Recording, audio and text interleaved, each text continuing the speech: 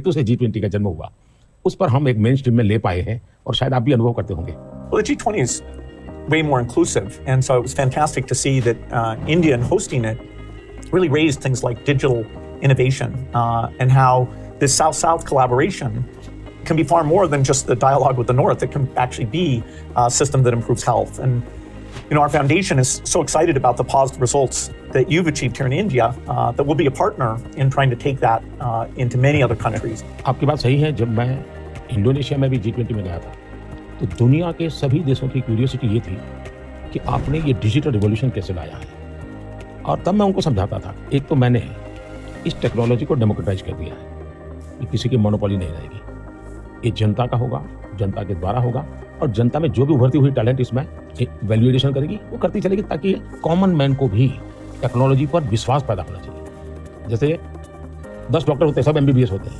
लेकिन एक डॉक्टर के पास ज़्यादा लोग जाते हैं क्योंकि उसका भरोसा बन गया है। In areas like digital government, India is not only adapting technology, but it's actually leading the way. What are some of the things you're excited about? Health, agriculture and education. मैंने जो आरोग्य मंदिर बनाए, 2 लाख आरोग्य मंदिर, आयुष्मान आरोग्य मंदिर विलेजेज में, ये जो मेरे हेल्थ सेंटर है, उनको मैं डायरेक्टली मॉडर्न टेक्नोलॉजी से बेस्ट हॉस्पिटल के साथ उनको जोड़ देता हूँ। पहले शुरू में उनको लगता था डॉक्टर तो है नहीं, मुझे देखे बिना कैसे बताता है, लेकिन बाद में उनको समझ आया कि टेक्नोलॉजिकल इंस्ट्रूमेंट और सैकड़ों किलोमीटर दूर बैठा हुआ डॉक्टर भी उनको सही डायग्नोसिस कर रहा है, सही एडवाइस कर रहा है, तो लोगों का कॉन्फिडेंस बढ़ रहा है। जितना बड़ी हॉस्पिटल में होता है, उतना ही छोटे आरोग्य मंदिर में हो रहा है। तो ये डिजिटल प्लेटफॉर्म की कमाल है। और दूसरे पर एजुकेशन, मैं बच्चों को बेस्ट एजुकेशन पहुंचाना चाहता हूँ। टीचर की जो कमियां हैं, उसको मैं टेक्नोलॉजी से भरना चाहता हूँ। दूसरा, बच्चे का इंटरेस्ट विजुअल में है, स्टोरी टेलिंग में है, तो उस प्रकार के कंटेंट बनाना, उस दिशा में मैं काम कर रहा हूँ, ताकि बच्चों को लगना चाहिए। और मैंने कुछ सर्वे किया, मैंने देखा बच्चों को बड़ा मजा आ रहा है। मेरे यहाँ एग्रीकल्चर में भी मैं बहुत बड़ा रिवॉल्यूशन ला रहा हूँ और मैं माइंडसेट बदलना चाहता हूँ। In one of the themes I think India brings to technology is that it should be available for everyone, actually lifting up those who need it the most. जब मैं दुनिया में डिजिटल डिवाइड की बात सुनता था, मैं कहता मेरे देश में ऐसा कुछ नहीं होने दूंगा कि डिजिटल डिवाइड हो। और डिजिटल पब्लिक इंफ्रास्ट्रक्चर, ये अपने आप में बहुत बड़ी रिक्वायरमेंट है। आज मेरे यहाँ गाँवों तक मैं ये डिजिटल फैसिलिटी पहुँचाना चाहता हूँ, तो मुझे लगता है वो बहुत बड़ा टारगेट ग्रुप है। महिलाएं तुरंत नई चीज़ों को स्वीकार करती है, ये मेरा अनुभव है मेरे देश में। उनके अनुकूल कौन सी चीज़ें मैं टेक्नोलॉजी में ले जाऊंगा, तो वो एकदम से एक्सेप्टेबिलिटी बनती है। मैंने एक कार्यक्रम लिया है, नमो ड्रोन दीदी। इसके पीछे मेरे 2 लक्ष्य हैं। एक तो मैं भारत के गाँवों में 3 करोड़ महिलाओं को लखपति दीदी बनाना चाहता हूँ, और वो भी एक गरीब परिवार से। तो मैं एक साइकोलॉजिकल चेंज करना चाहता हूँ। ये छोटी छोटी चीज़ें नहीं, बड़ी चीज़ें करनी है। दूसरा, गाँव में महिलाएं मतलब यही काम करेगी, भैंस को चराएगी, गाय को चराएगी, दूध दोएगी, नहीं, मैं उसके हाथ में टेक्नोलॉजी देना चाहता हूँ। मैं साइकोलॉजिकल चेंज लाना चाहता हूँ। गांव के सब लोगों को लगना चाहिए कि ये हमारे गांव को बदल रही है। एग्रीकल्चर को मैं आधुनिक बनाना, वैज्ञानिक बनाना, ये जरूरत मैं देखता हूँ, और उसीलिए मैंने ड्रोन दीदी का, और बहुत सक्सेसफुल चला। मैं ड्रोन दीदी से इन दिनों बातें करता हूँ, उनको इतनी खुशी है, वो कहते हैं हमको साइकिल चलाना नहीं आता था, आज हम पायलट बन गए, हम ड्रोन चला रहे हैं। सोचने का तरीका बदल गया है। मैंने अफ्रीकन कंट्रीज के बहुत से लोगों से बात की, मैंने उनको कहा कि मैं इसमें आपकी मदद करने को तैयार हूँ, क्योंकि ये सबको समान अवसर देता है और डेमोक्रेटाइज, ये उसका मेन पॉइंट है, उसको नहीं छोड़ सकते आप। अब आपने देखा होगा कोविड में दुनिया सर्टिफिकेट नहीं दे पा रही थी। मेरे यहाँ मुझे वैक्सीन लेना है तो मैं कोविन ऐप पर जाकर के कितने डिस्टेंस पर मुझे मिलेगा, कौन सा टाइम स्लॉट मिलेगा, और मेरा सर्टिफिकेट भी मुझे विदिन फिक्स सेकंड मिल जाता था। और कोविन मैंने ओपन सोर्स कर दिया था, कोई भी उसका उपयोग कर सकता है। तो ये मेरा अनुभव, उसका कारण डिजिटली बहुत लाभ हुआ है मेरे देश में।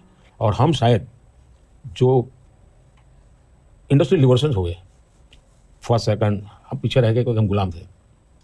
ये चौथा जो इंडस्ट्रियल रिवॉल्यूशन है, जिसमें डिजिटल एलिमेंट सबसे बड़ा है, और भारत इसमें बहुत कुछ प्राप्त कर लेगा, ऐसा मेरा विश्वास है। Yeah, I think the key point is that the digital infrastructure just gets keeping richer.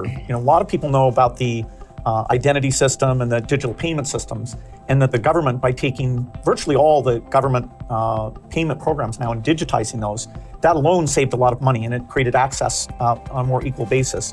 But now as you're moving into the different areas, advice for farmers, registering their land, tutoring for kids, and the health records, connecting all of those, that's kind of a second phase.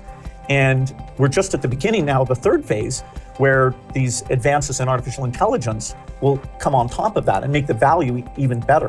आपने सही कहा, AI का महत्व बहुत है, और मैं तो कभी-कभी मजाक में कहता हूँ, हमारे देश में माँ को आई बोलते हैं, माता को बहुत से राज्यों में भाषा बोलते हैं आई। अब मैं कहता हूँ हमारे यहाँ बच्चा पैदा होता है तो आई भी बोलता है, AI भी बोलता है।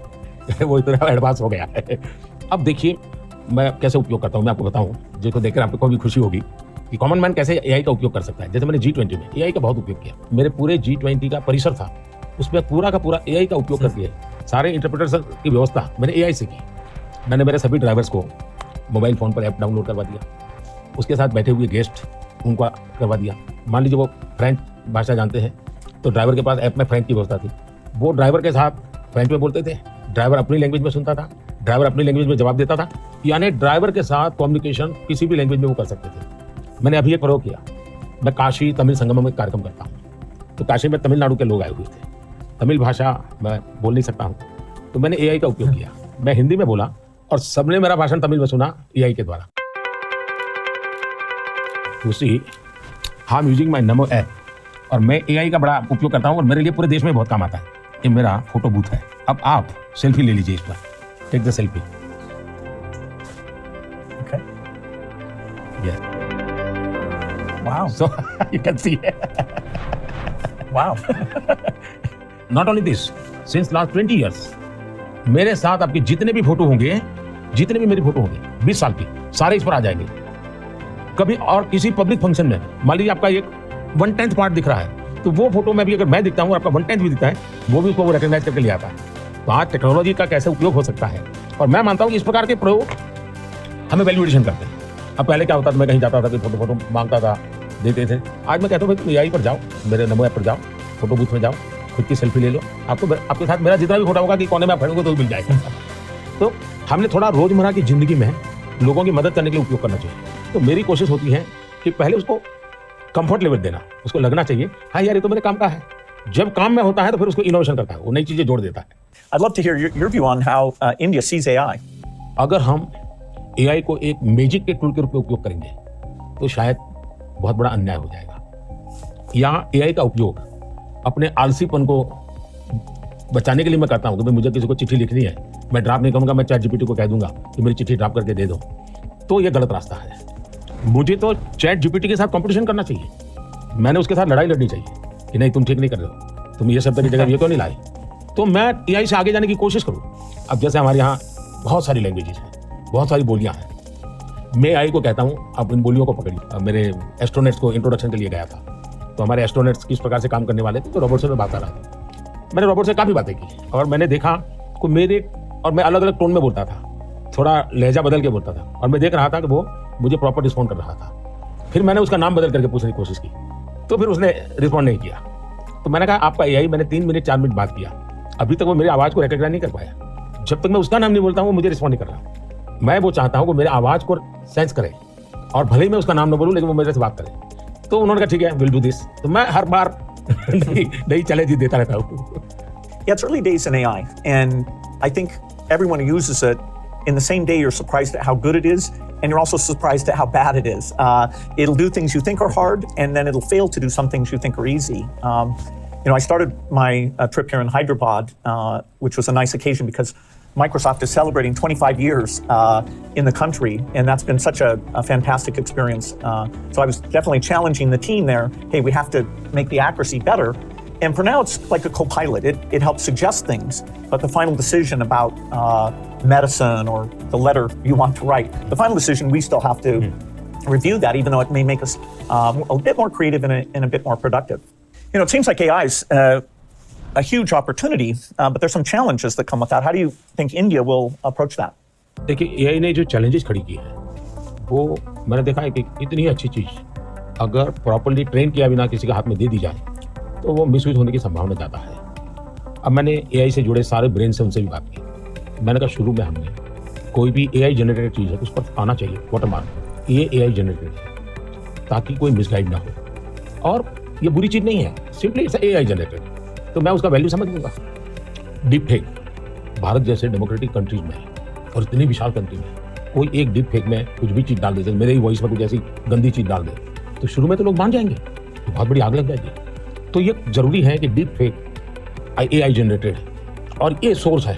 ये आज शुरू के दिनों में, आगे चल करके क्या होगा जरूरत नहीं पड़ेगी शायद, लेकिन ये हमने कुछ डूज एंड डोंट्स उस पर सीरियसली सोचना पड़ेगा।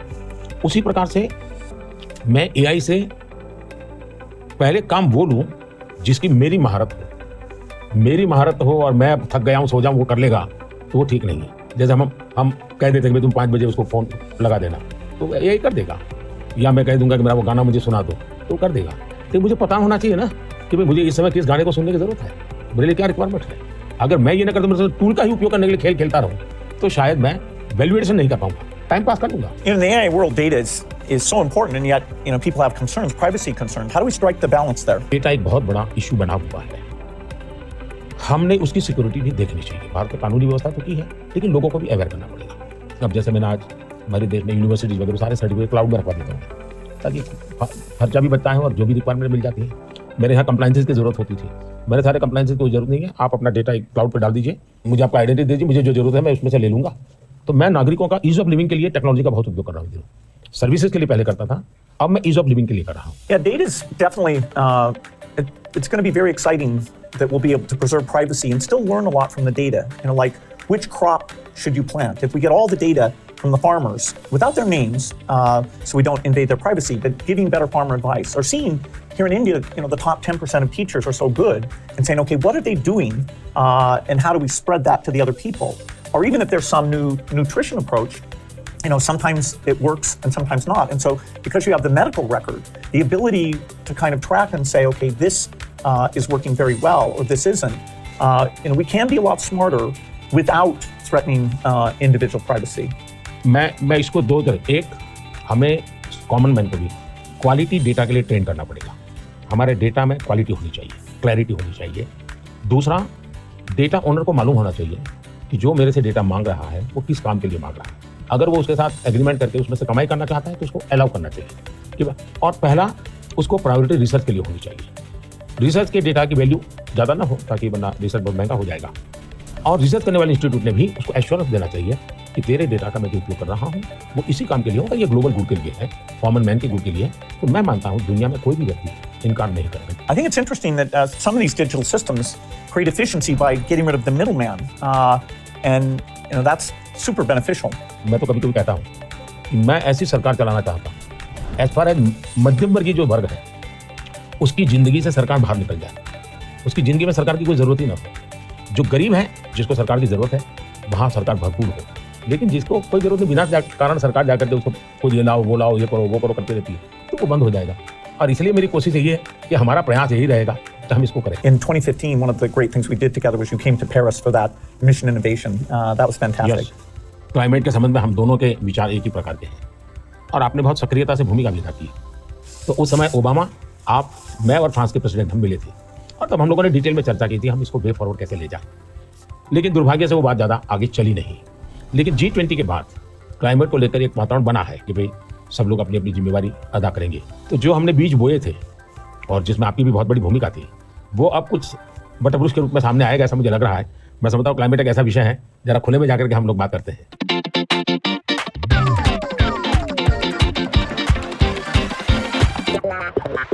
If you're ever coming to the United States, I'd love to have you come to Seattle.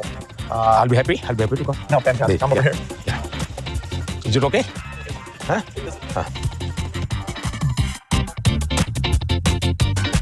Climate को लेकर के हम बात कर रहे थे। भारत, मुझे बहुत खुशी है कि हम रिन्यूएबल एनर्जी के क्षेत्र में बहुत तेजी से आगे बढ़ रहे हैं। सोलर एनर्जी, विंड एनर्जी, हम काफ़ी काम, हम न्यूक्लियर के अंदर काफ़ी तेजी से आगे बढ़ना चाहते हैं। उसी प्रकार से ग्रीन हाइड्रोजन को हम बहुत तेजी से आगे बढ़ना चाहते हैं। मैं तमिलनाडु में था तो हमने एक हाइड्रोजन से चलने वाली बोट मैंने वहाँ से रवाना की, जो काशी में मेरे जो टूरिस्ट आते हैं उनके लिए ये एनवायरनमेंट फ्रेंडली, पॉल्यूशन फ्री ये बोट काशी से अयोध्या के लिए चलाने के लिए मैंने सोचा है, ताकि क्लीन गंगा की मेरी जो मूवमेंट है उसको भी मदद मिलेगा, एनवायरनमेंट कॉन्शियस सोसाइटी के लिए भी वहाँ से एक मैसेजिंग होता रहेगा। Well, India brings to the climate change a rich history of caring about the environment. How do you see connecting those? हमारे यहाँ रीयूज, रिसाइकल, ये हमारे नेचर में है। अब देखिए ये जो जैकेट है ये रिसाइकल मटेरियल का है, लेकिन ये रिसाइकल मटेरियल की भी विशेषता है। इसकी विशेषता ये है, जो टेलर के यहाँ कपड़े के टुकड़े निकलते हैं ये सारा वेस्ट इकट्ठा किया हुआ है। फिर जो पुराने कपड़े हैं उसको भी इसमें लिया हुआ है और 30-40% वेस्ट प्लास्टिक बोतल को लिया हुआ है और उन सबको रिसाइकल करके ये कपड़ा बना है। Yeah, the innovation, both here in India and the world, is coming along. Are the goals that we set, staying below 1.5 degrees, we probably will miss that. Even 2 degrees isn't going to be so easy. And, The thing you and I really emphasized in Paris is the need for innovation. If the green approach can be made as cheap or cheaper than the old approach, then the adoption will be very good. If it's more expensive, it's not clear who's going to be willing to pay for that. Should the rich countries pay for that? It's not fair to tell India to slow down, building basic infrastructure just because the West had those emissions. But you'll have to have some adaptation because there will be some warming, particularly which farmers will have to take into account. मुझे लगता है कि हमने to prawn strategy की तरफ जाना चाहिए। एक तो है इनोवेशन, और इनोवेशन में हमारी जो रिक्वायरमेंट्स हैं वो क्लाइमेट फ्रेंडली कैसे हो, नेचर फ्रेंडली कैसे हो, उसमें इनोवेशन हो। भारत ने अभी अपने इस बजट में 1 लाख करोड़ रुपए का कॉर्पोरेट फंड बनाया है और यंग जनरेशन को हमने कहा है कि आप इनोवेशन के लिए आइए, 50 साल तक इंटरेस्ट फ्री लोन हम देंगे और आप इनोवेशन कीजिए।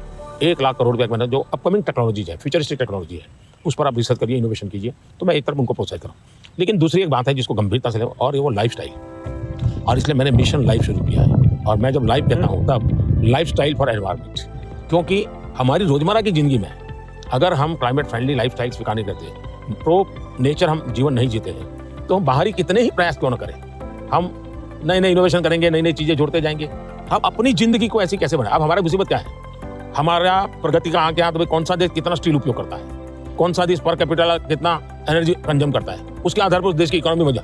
अगर ये पैरामीटर रहेंगे तो फिर वो इलेक्ट्रिसिटी कंज्यूम करने के लिए कोशिश करेगा, स्टील कंजम्पशन की कोशिश करेगा, फिर स्टील उत्पादन के लिए लगेगा, तो स्टील उत्पादन में कार्बन का प्रॉब्लम करेगा। मतलब हमने हमारी सोचने के तरीकों को बदलना पड़ेगा।